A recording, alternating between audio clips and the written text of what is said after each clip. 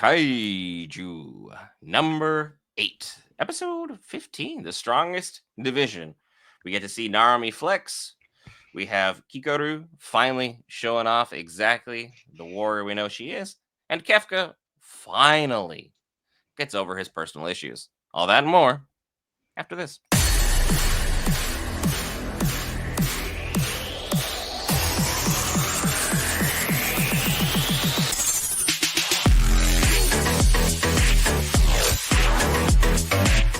All right, guys, Brent here back for Geek Variants. Cover all things Marvel, DC, Lord of the Rings, anime, gaming, Star Wars, Magic the Gathering, and more. This time, Kaiju number 8, episode 15, the strongest division. And gotta say, I was flat out wrong last week about what issues Kefka was dealing with, but overall, I thoroughly enjoyed this episode. But you didn't come here to listen to my opinion. You came here to listen to the man, the myth, the Marvel, his opinion pertaining to Kaiju number 8. Your thoughts? Episode definitely ramped up. I was waiting for the transformation. That was the biggest thing, waiting for the transformation. Um, we see that Kafka can't transform. He's still having those issues, performance issues, 1 out of 5. And he was saved by Kikoru to get, get a chance to transform. She's like, he's doing something. Let's figure out how to disrupt it. Let's put together a plan to take him out, get you to transform, and then you can finish doing what you need to do. Because she's already said she cannot defeat him without him. She needs Kafka. She needs Kaiju number 8. So during this process, again, we see her wielding her weapon expertly. Like she did some crazy Daruma dropper move that like took his head and do some other things. Of like, hey yo, I'm feeling it. Like this is doing really really good in terms of doing damage to him, but he just keeps popping back. He keeps regenerating, and again, we find out that everybody's kind of got a driving force, and that's the biggest thing. Is what's the driving force? We know Kikuru's driving force when we see in a flashback was her mother, Hikari, who was fighting, and she was excellent. She was considered like the Valkyrie of the defense force. She did fantastic things, and she was just like dropping kaiju like it was nothing. But she ended up losing the fight finally against, I think it was number 6 He was number that 6. took her out.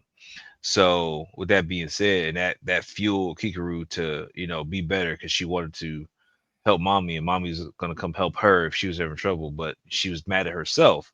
She called her when she kept saying liar. I thought she was talking about her mother. I thought her mother was a liar being a helper, but she kept referring to herself as a liar.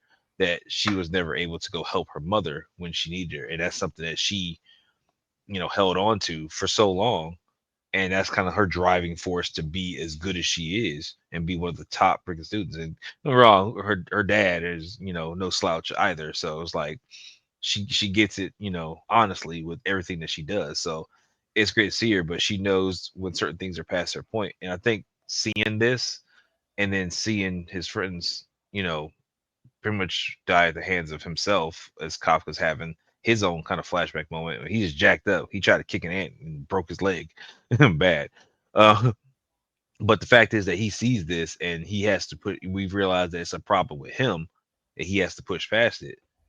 The fact is that he was untrusting. And again, it was kind of that stuff that, the general was saying back when they were having their fight last season. He's like, all that stuff was in his head. Like, your friend, you can't save your friends, you can't do this, or you're gonna get them, taken out. And he had to push past all that stuff and realize like they are able to hold their own. Whatever happens with them, and that was the catalyst. And from there, freaking, Kafka is starting to figure his stuff out. Oh yeah, because like Kafka, he is someone who should realize by this point, everyone got into that academy on their own merits. Like they were there without him. They just met him and liked him. They are strong on their own. He's strong on his own. Together, they're at their strongest. So it's like this mental inhibition that he's dealing with, this mental block. It's just all him because his friends are like, dude, pop off, do your thing. You're better when you do your thing because less of us are in danger because you're out there running the battlefield like you should. It's like when you have that strong tank in your party and they are just like, well, I kind of want us to kick back. Nah, nah, nah, nah, nah. Tank, go do your thing. Go cause chaos. Go be that dude. That's exactly what we want you to do. And Kafka can be that individual. And as you're talking about Kikoru, yeah, 1,000% agree. She saw her mom just out there handling kaiju like it was absolutely nobody's business till number six showed up.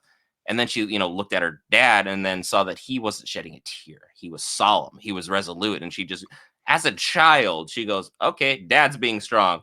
All right, let's no one's going to see any more cheers out of me. And the next thing you know, she's graduating high school early to go join the defense force and go whoop some butt. Absolutely crazy work for her. But I want to talk about my boy, Oh, not me. Absolutely popped off this episode. He is one of us, and everyone's like driving forces for character. Narumi, you got to pay off that credit card debt, man. that's what it comes down to. Yamazan's been freaking getting them freaking as far as, but I didn't know he had the power that he had. Like I didn't know about the eye thing. So talk about that. That was I that was discovered something. that by accident because like I was like reading up trying to catch up and then I accidentally read ahead of like where the episodes were in the manga. So I was like, no, I hate getting spoiled on stuff. I like watching the show organically. And him having the power of number one's eyes is crazy because number one's eyes is basically to an extent this version's universe idea of the Sharingan, where it's like I can detect where you're going, I can see where all the things are channeling inside of you, I can predict what's going on with you, so I have all this extra juice for it. And the fact that he is as strong as he is, with that on top of it, him being able to pop off with these eyes is crazy. I'm still curious who took out Kaiju number one, knowing what kind of You know, insane powers that thing had. It can predict everything you did and you still hit it. Like you got to be strong. It's like they said it never missed. It's like I wish it would, but for Narumi's sake, I'm happy. He absolutely was popping off, and everyone was just kind of like really, really concerned about him. It seemed for some weird reason. It's like I understand that's for the plot. It's like, but if you've seen this guy work for any certain length of time, you should kind of know what he's got in his back pocket. And like all the generals, just like, yep, that's exactly what he's supposed to be doing. And it's like, okay, cool, cool. As long as like Kikuru's dad's not nervous, I'm good. I'm good. That power, absolutely insane. Makes you almost feel kind of bad for number nine that he had to go into this handicap 3v2 fight, you know? I mean, it sucks for him, but it's great for us.